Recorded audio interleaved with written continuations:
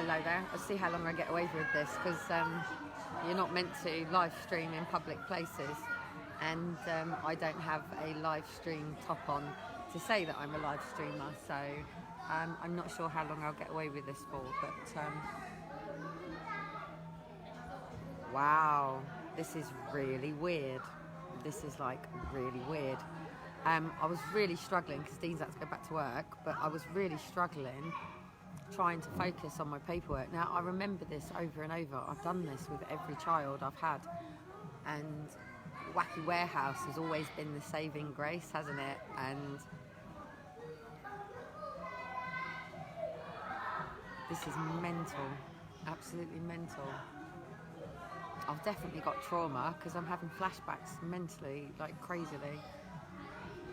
Like literally, as I'm sitting here, I'm remembering every Wacky Warehouse I've ever been to with Liam, Daniel. Excuse me, Shiloh, yours is here.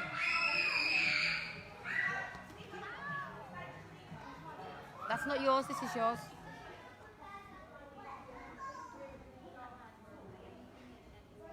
I just want to make sure, obviously, I don't get anybody else's voices on, which is really important.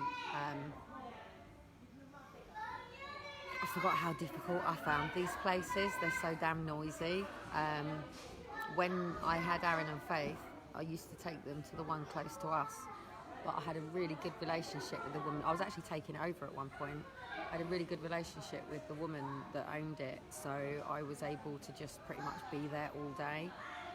I've managed to get away with no track and trace because I've spoken to them before and they knew I was coming. So they just said, just look like you're doing what you're doing. One, I forgot how much this costs of time doing this as a mother. But I've already had a little blonde girl smiling at me through the beams, and then she's come up towards me, and then she's come over calling me blinking mum, hasn't she? So that's already bloody happened.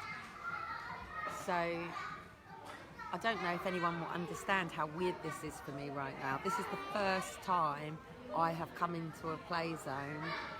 I tried when Elijah was little, and I went to sort of the local one, which is where I met my neighbour who lives opposite me now.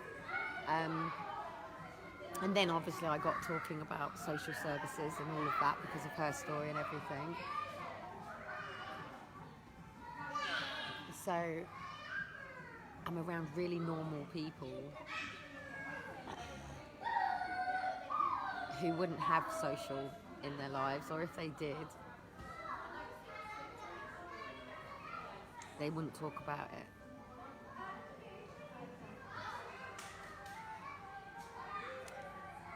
Well, obviously I'm not going to get any writing done. The challenge that I've got is I've got my laptop with me, but I have to use a keyboard. So I'm literally in a minute going to see what I'm going to do. But I'm going to try and see if I can just get it on my phone at the moment to try to sculpt it on my phone.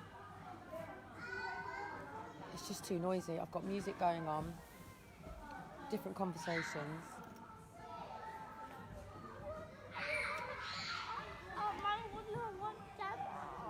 What do you want off your socks? You'll probably get told to put them back on though. Don't push the boundaries. We're pushing boundaries enough as it is today.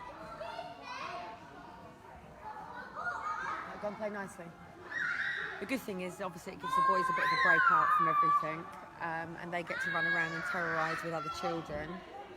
And the good thing is these places are open during the day as well, so I can still bring mine in.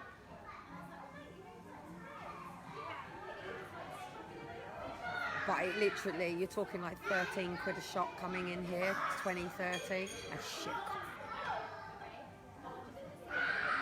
Absolute shit.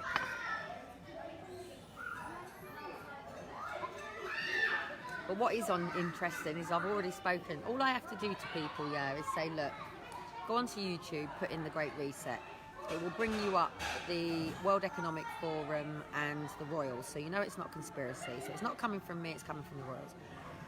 So then I play them the middle of the one from the Royals where it says, off the back of the pandemic, we're going to do this. So then I bring up the Great Reset, Aspen Institute. from the think tank at the Festivals of Ideas in 2010. And then I play them certain things in between the two that are exactly the same as what they're talking about now to what they were talking about back then.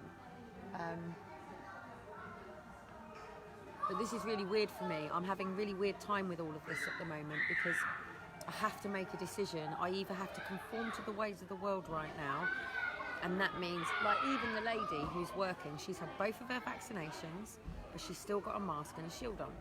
And like she's just said, taking this mask off is worth more than my job. Like, she would lose her job to take her mask off. I've just been asking her about how she feels, like how she feels every day. Is she getting enough oxygen in? Is she getting time out in the fresh air to get enough oxygen?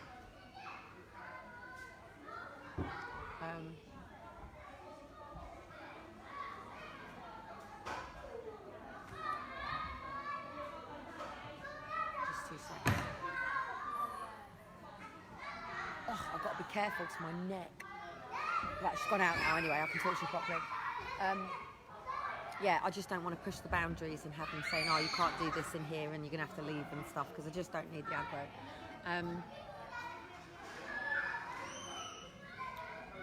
But yeah, I mean, I don't think people understand this track and trace, and it's, I mean, I'm umming and ahhing on whether to go off of the grid for 10 years.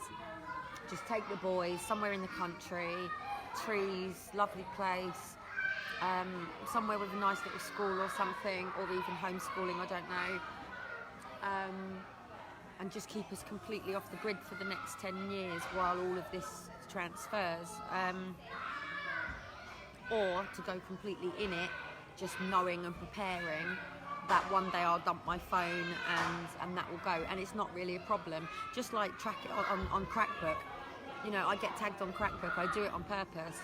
Sometimes I delay it, because like even situations now, I have been getting, now like I've just eaten a burger that wasn't quite cooked properly, and I'm sitting here thinking about obviously why we have so much money into the war and investments and security and things like that, and I thought, hang on a minute, yeah, if I was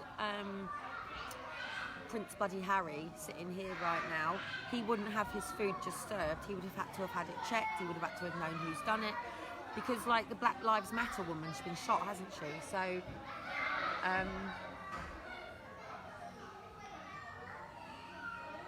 yeah, I mean it's weird processing all of this. It's weird processing it from a different point of view as well, because I can't quite hear you properly. I really don't want to get kicked out.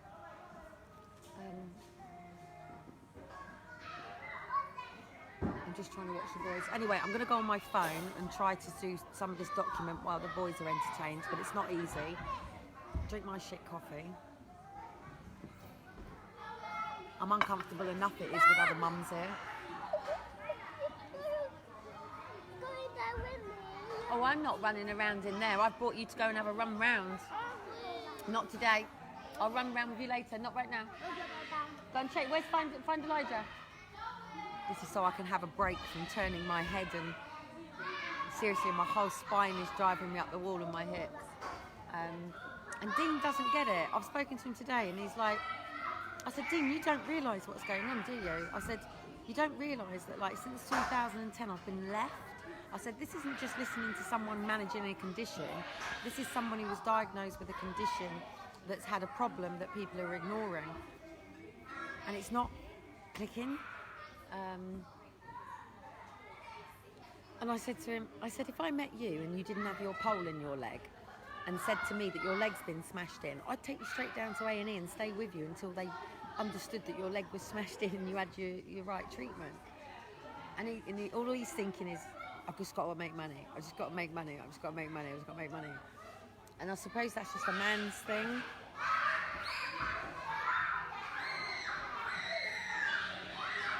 You can't throw money at these problems.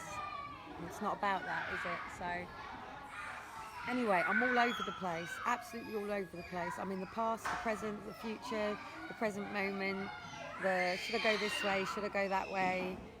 Should I do this? Should I do that? And whatever decisions I make right now are going to affect the path and the course of the future of mine and my boy's life for quite a long time.